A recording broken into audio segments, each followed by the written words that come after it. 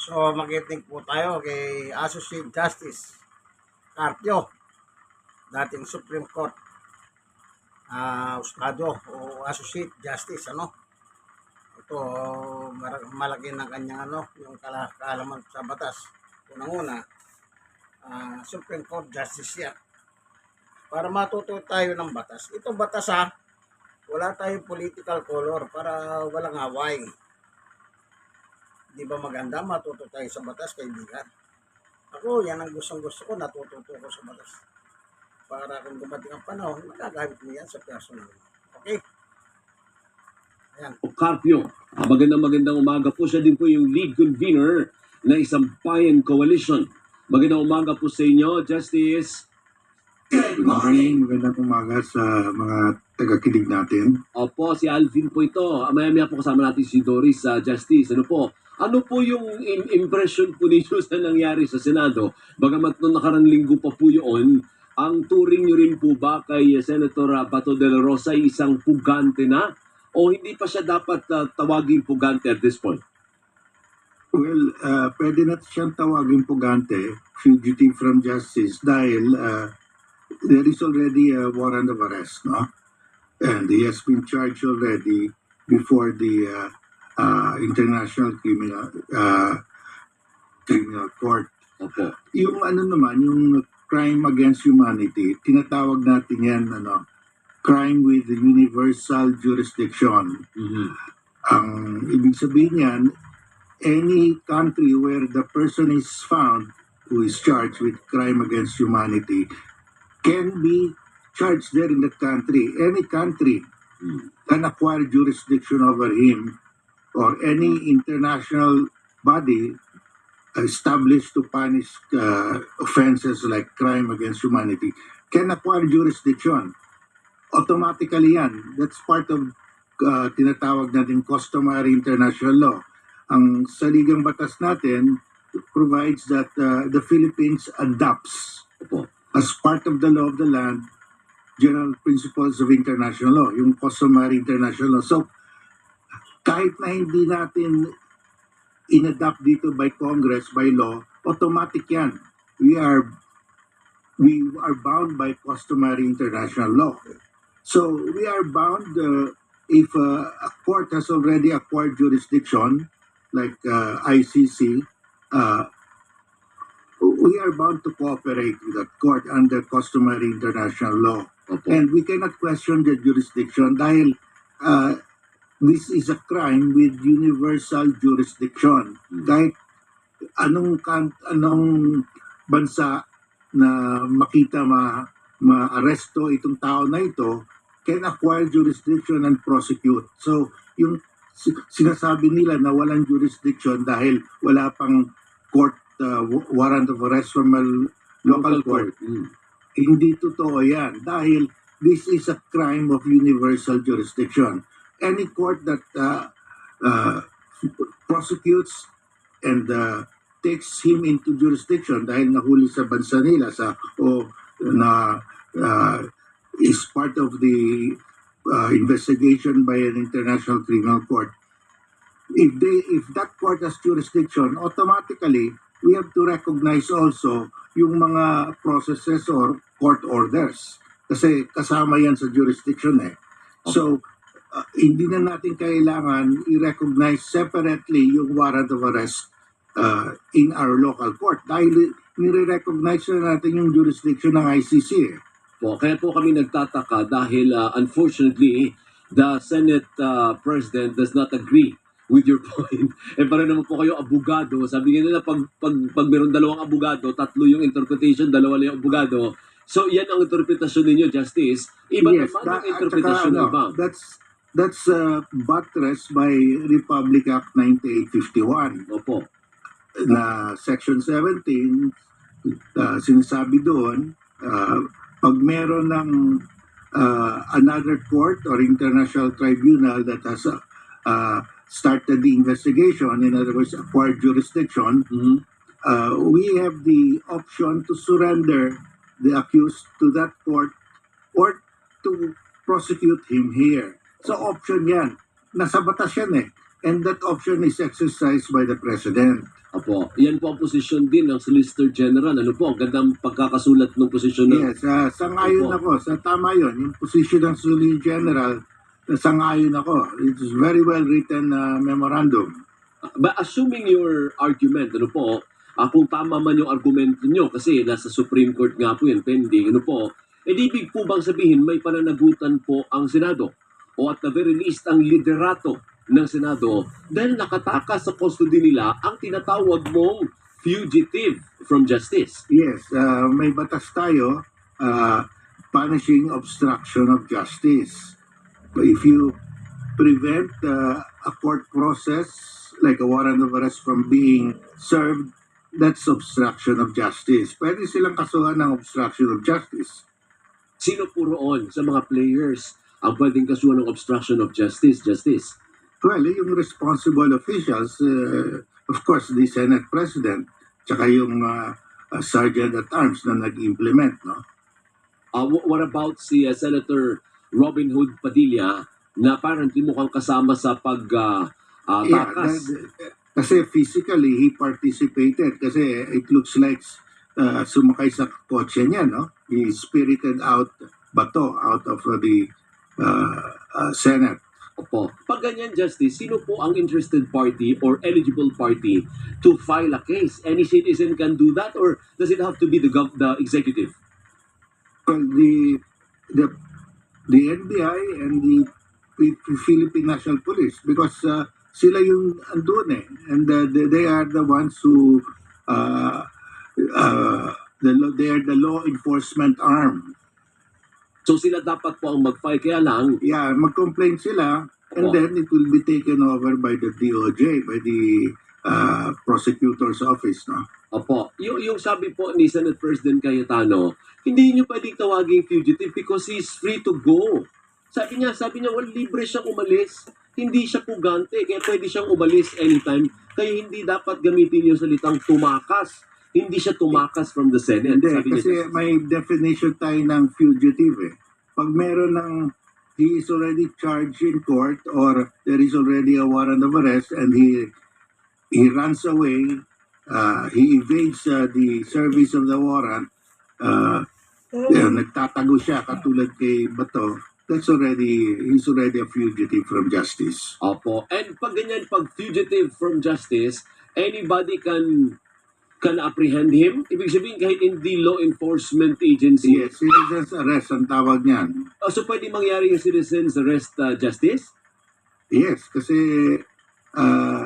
continuing crime yun eh, na nagtatago siya eh. Ganun. O kaya lang, baka matakot din yung mga ordinaryong mamamayan, ano?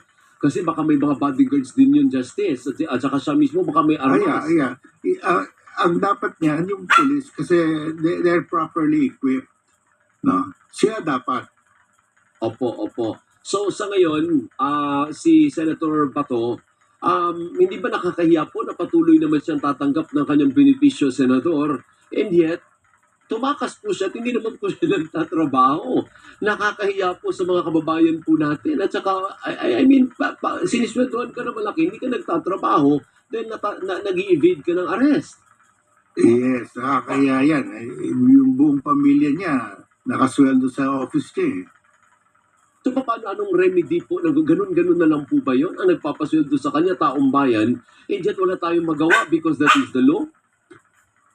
Well, the Senate President can stop it no, dahil fugitive from justice nga siya. So, ang may poder po yung Senate President, Justice? Yes, I think so. Because, normally, mag-focus muna and they will decide. But they should be embarrassed and ashamed of that na nagsisweldo, hindi naman nag-attend ng session. Nag-aantay po kasi siguro siya ng desisyon from the Supreme Court. Ano po, kasi tumakbo po siya sa Supreme Court, nakarapatan naman po niya, at baka nag-aantay po siya ng remedy o ng reprieve. Ano po, baka sabihin ng Supreme Court, ay oo, kailangan ng warrant from a local judge bago yan ma-implement. Di ko kaya?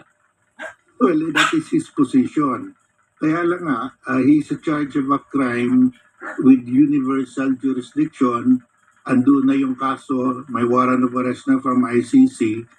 So, tsaka may batas naman tayo na the government authorities, principally the president, executive arm kasi ito, can surrender him, no? Or can prosecute him here. And in the case of former President Duterte, exactly the same eh. Sinakay siya, sinurrender siya, sinakay siya sa aeroplano.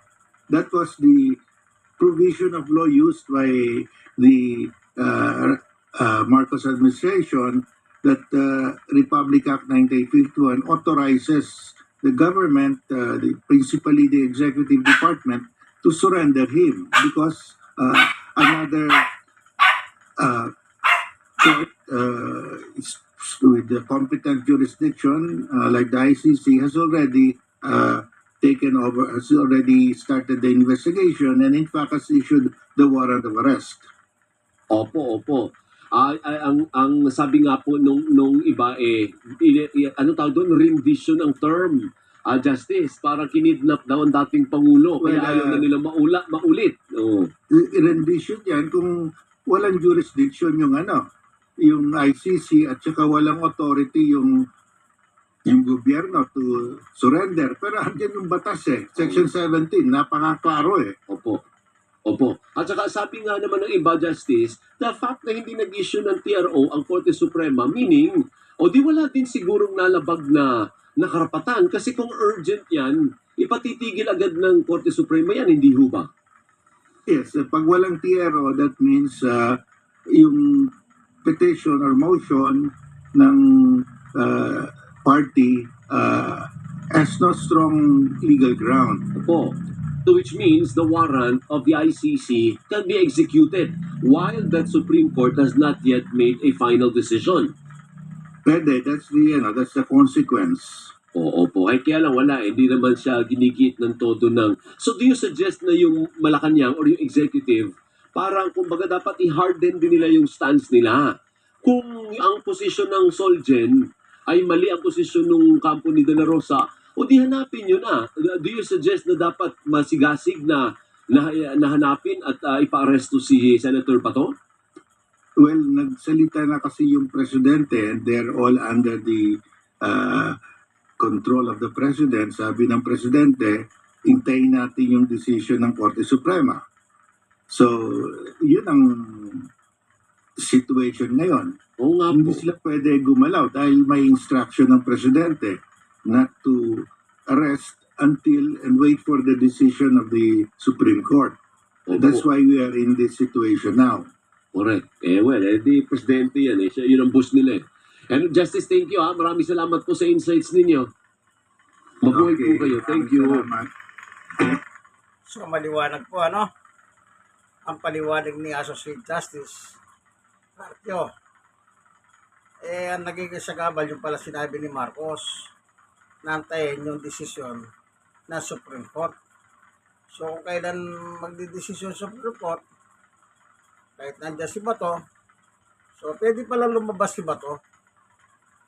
Hindi siya pwedeng galawin ng law enforcer.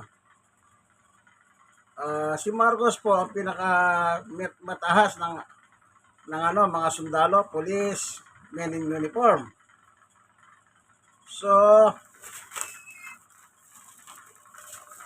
ang mangyayari, dahil sinabi niya antayin muna yung Supreme Court decision, so hindi pwedeng gumalaw yung PNP at saka NBI.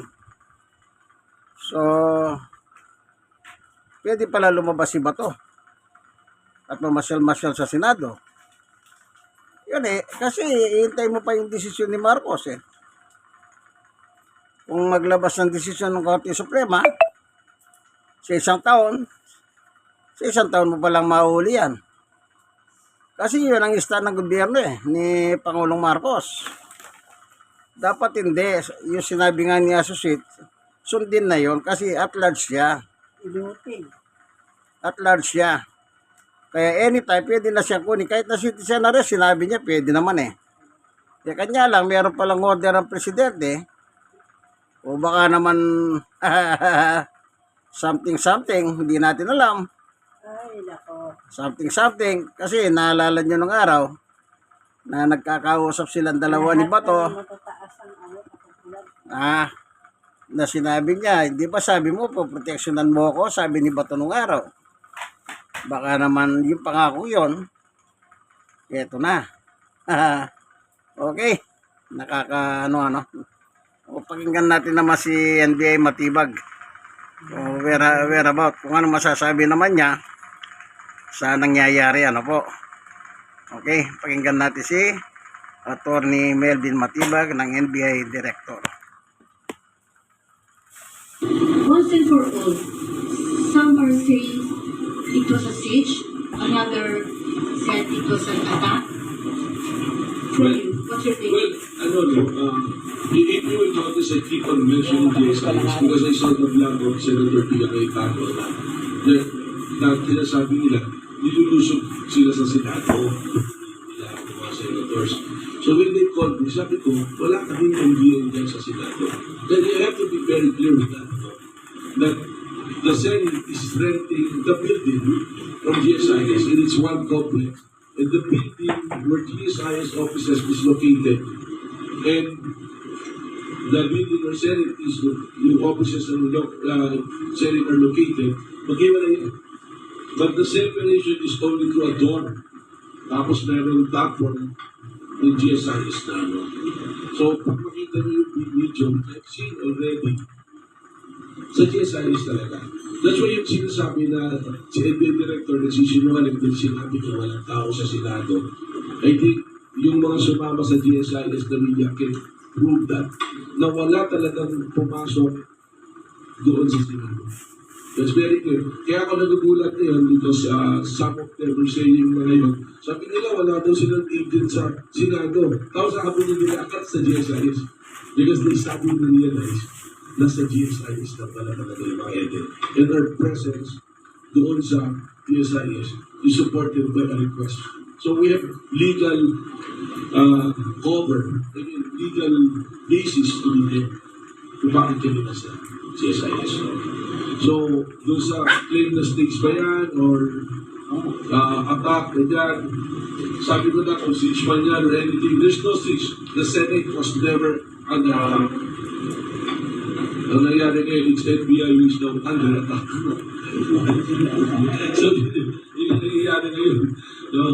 Pero, lalabas naman yan. And again, I don't want to, I'm sorry, Chi, that I cannot anymore comment big stage or siege or attack. I'd rather give it to the wisdom of the investigating authority, which is the DOJ, and the panel that's created by Secretary Dina and also with the Office of the Ombudsman. Also the CIDG, you can ask the CIDG. Tuloy natin yung paliwanag ni Melvin Matibag ng Director. Namabahala doon sa grupo na yun, tatawagan mo siguro, di ba? No? So, ako, again, those are factual na makikita lahat dun sa findings. I've seen all the videos already that is necessary to be seen. Importante doon sa investigation. It was shown to me by CIDG last night. Nakita ko na yung sagot eh. But I'd rather leave the conclusion again to the Department of Justice.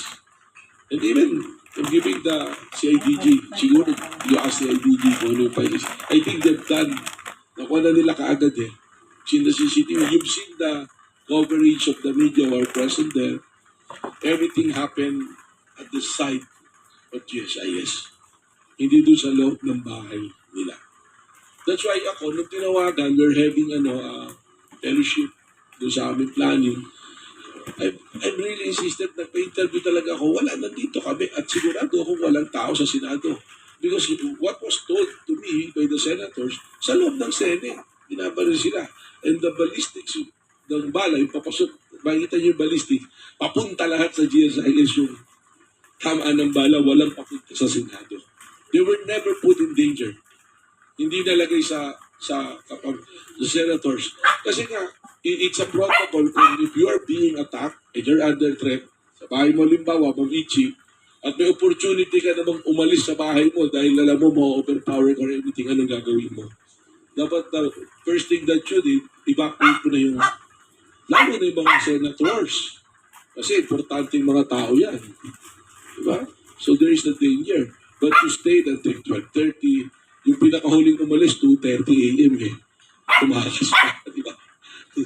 So yun lang. Hello, Chief. Sa akin naman, quick reaction lang.